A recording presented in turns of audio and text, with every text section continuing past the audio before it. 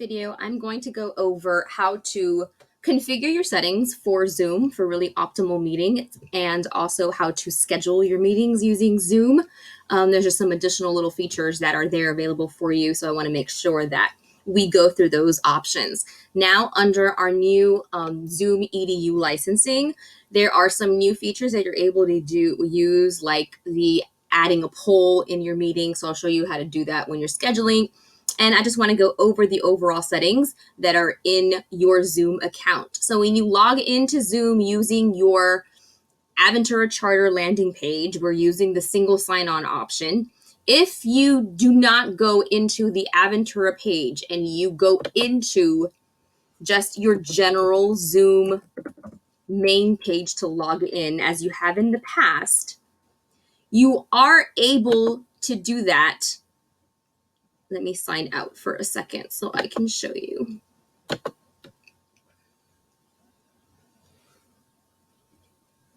So technically, yes, you can come in through zoom.us, your main page. However, when you come in through here and you try to sign in, you're not signing in with Google. You have to sign in with the single sign-on option because that's what we have now as our school account. We're all processed through single sign-in. So if you do happen to come to this page instead of our Aventura page, you need to make sure that you click on sign in with SSO. And then it's going to ask you that you have to put in your company domain anyway. So you have to put in aventuracharter-org and then continue. And then you'll be able to sign in with your account. So that's why it's easier, and just to get into the habit, and so save that or bookmark that you come in with using the landing page, aventuracharter.org.zoom.us. And that way you can just click on sign in and just go into your Google account, and that's much easier to come into. So when you come in, you'll find along the side, you have your profile, your meetings. You do not have access to the webinar, so you won't see that. Recording settings, and you'll probably see another button on the bottom that says reports. And check out my video for accessing the usage reports to be able to see how to work reports, and that's where you'll be able to track attendance. So let's go into the settings first, and I want to go through the settings that we have with our Zoom accounts. You'll notice that some settings are locked by admin, and so these are either locked directly from Zoom or they are locked as a school by the admin account in the school. This is being locked down by administration through the school for all the Zoom accounts, so you can't change that setting. So if it's grayed out, it says locked by admin, you know that that is a setting that you cannot change. So things like the waiting room, requiring a passcode, all of these things are locked down, and a lot of those things are locked down by Zoom just universally. So here, what you can toggle on or off is that if you put the passcode in the invite link for one-click join. So this means that if this is on, that means that when I have the link to join Zoom and I post that, students just need to click on the link and it already has the password encrypted in it. So they don't have to once again put in another passcode. It's already all in one. The locked by admin is the fact that if they're joining by phone, they do have to put in a passcode. And then what you'll find here that we have is the authenticated users can join meetings. Now, this should be on at all times, and also authenticated users can join meetings by the web, which means if they're using the web browser, and their authentication means that they have Google sign-in. I didn't lock this down because just in case you have a meeting with a parent or someone who's outside of our Aventura domain, they wouldn't be able to join. So that's why you can toggle it on or off just in case you have a meeting that's outside Aventura. But if for all of your class sessions, make sure that this is always on. This should always be on by default for your class sessions, because that's going to make sure that when users go into your class session, whether they're doing it through the link by the web, whether they're putting in the passcodes with the PIN numbers, it's going to ask them to have to sign in with their Google account. So they have to sign in with their Google account in order to join your meeting. It's one more level of security, and it also allows us to be able to do other things if we didn't have them signed in. Part of that is the fact that with them being signed in, you are actually able to pre-assign breakout rooms if you wanted to. And it also allows us to be able to track them when they're coming in, and if they're having any technical problems from the admin dashboard, it makes it a lot easier for us to be able to see what's going on. For students, even though they're signing in with their Google account and technically signing into Zoom, they would not be able to host meetings. So the student accounts are grouped into one area where they wouldn't be able to host a meeting even if they tried to. So just so you know, with that, it's still secure in that sense. So as we slide down, here you have your settings for your scheduling option. This is where you can start the meeting with your camera on, your participants' camera on when they start the meeting so that you keep toggled on. These are just your basics that should be on. Do you want to allow participants to join the meeting before the host? If you have an enabled waiting room, it doesn't matter if it's on or off because they can't go in without being admitted anyway. So it technically doesn't matter if it's on because you have the waiting room enabled. As we go down, mute participants upon entry, that's also defaulted on. Basically, the chat, prevent participants from saving chat. You can save that. The private chat, if you're having your students, it's one thing that you want to be able to toggle off then so they can't privately chat with each other. So that's something that you can turn off when it comes to the participants when you're talking with your students. That way they're only able to chat either to everyone or they can send a message to you. Chats can be automatically saved, so you can toggle that on so that those chats are automatically saved in your meetings, and you could always go back to look at those later. Sound notification when people join or leave, that's on there. File transfer, this means that you are allowed to send files through the chat. If you want to be able to do that for your students, you need to toggle that on. That also means that hosts and participants can send files so that students can also send files as well. So that is really up to you if you need it on to send a file transfer there or not. Co-hosting is something that we have now with when you have these paid licenses. So you are able to add co-hosts in the meeting. So if you want to have other teachers that are within your meeting that also have hosting capabilities, you have the option of being able to add a co-host. Polling is also something that you could do. You could survey attendees with polls and different types of questions, and you would set this up when you're actually scheduling your meeting. So I'll go ahead and do that there. The always show your meeting control bar toolbar, that you can toggle that on or off. That's really preference. Screen sharing, I would always start with host only. If you want to change that, you can actually change this during the meeting. You can change that. So always keep this on and always keep it as host only, that you're the only one who can share a screen. If you needed a participant to share the screen, you could go ahead and do that just while the meeting is happening. In the share screen option, you could go ahead and change that. Annotations, if you're turning that on to allow the participants to annotate, annotations, remembering, only works for certain things. It does not work if the participant is in a Chromebook, and it doesn't work if the participant is using the web browser. They do not have annotation capabilities. So not all devices are equipped for using annotations. Just keep that in mind when you are using the Zoom features. We're also then the whiteboard, allow saving of the whiteboard if you decide to use that. So these are all preference really for what makes sense. I would definitely suggest to go through each of these meeting standards and go ahead and choose the one that makes the most sense. Allow removed participants to rejoin. So this is something that you can keep on or off. I keep it on because you might kick them out. Maybe you kick them out because they didn't put in the right name. Even though they're signing in with their Google accounts, they still have to put their names. So if they didn't join with their correct name, a teacher might remove them because they didn't follow directions. But then if they did put their right name, they wouldn't be able to go back in because they were already removed once. So it's something to consider if that happens. Off definitely is allow participants to rename themselves. So once they come in with their names, they cannot rename themselves. So I definitely keep that off. You can hide participant profile pictures in the meeting.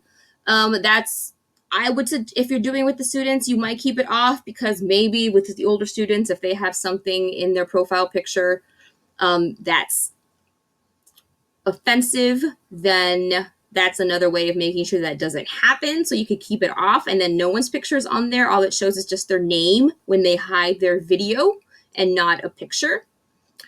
Then you have the breakout rooms.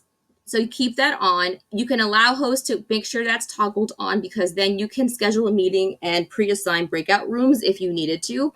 And that way, if you wanted to have set groups of students working together, that's something that you can assign already when you first schedule the meeting.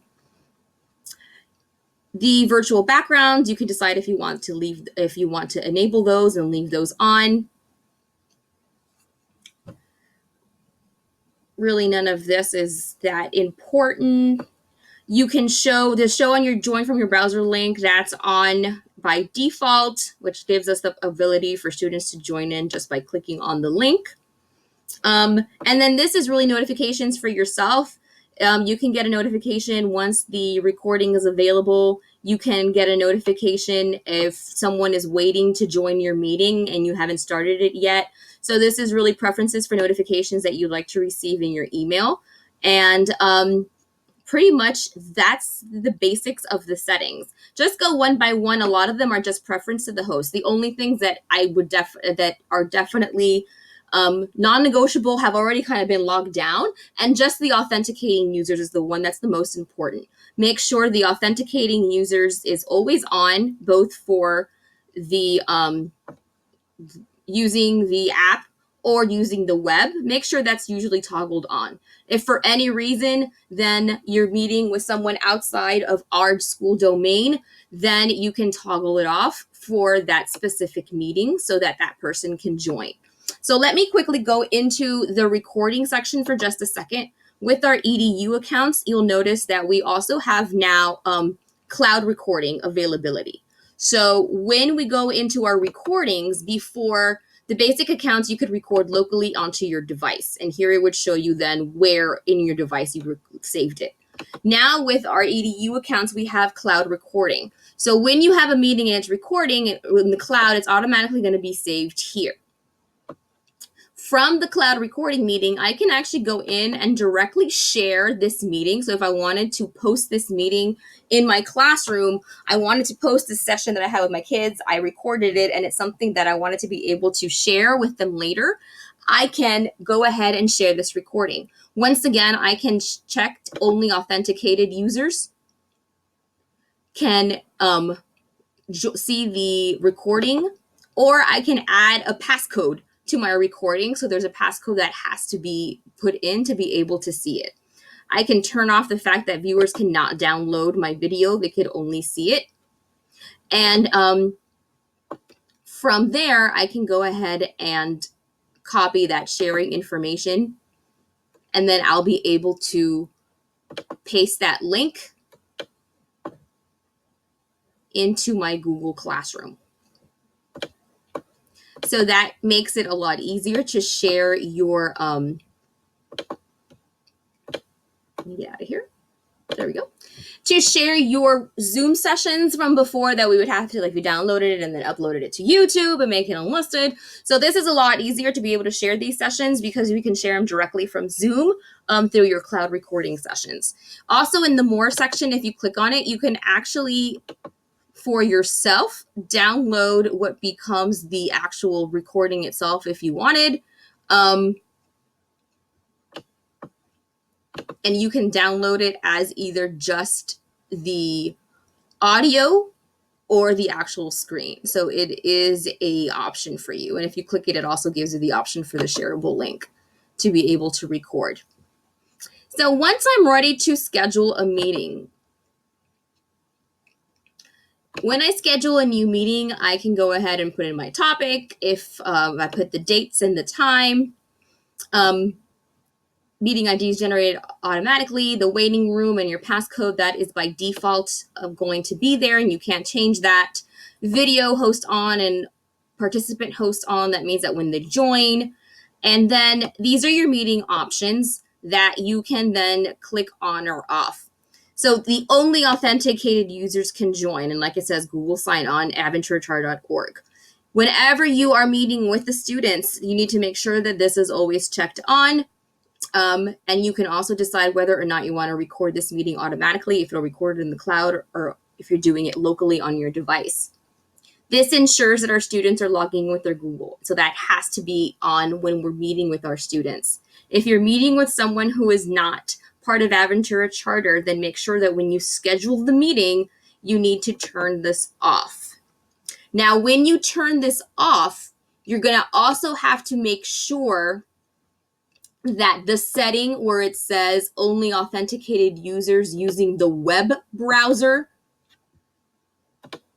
can join is also off. Because even though we toggle it off here, for some reason, if someone is trying to join from the web, this one, if it's not off, then it's still not going to let them join. Even though we might have toggled off the authentication from the scheduling part, we need to make sure that the web one is also off. This one can stay on, it won't matter. But the web one, if they're trying to get from the web, it doesn't let them. So they need to make sure that that's off as well when we toggle off the authentication feature.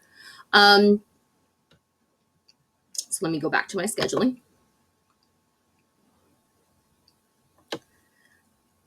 This is also where I can check if I want to pre-assign breakout rooms. So this is where I can import my rooms for a CSV file, so I can create my groups already for my classes. And then I can create rooms here and put it in my groups. I can import it from the CSV. And so when I launch this meeting and I launch my breakout rooms, it's automatically going to send my students to those rooms that I already pre-assigned for them. And then at the bottom is where I'm able to create my poll, which now I can't find.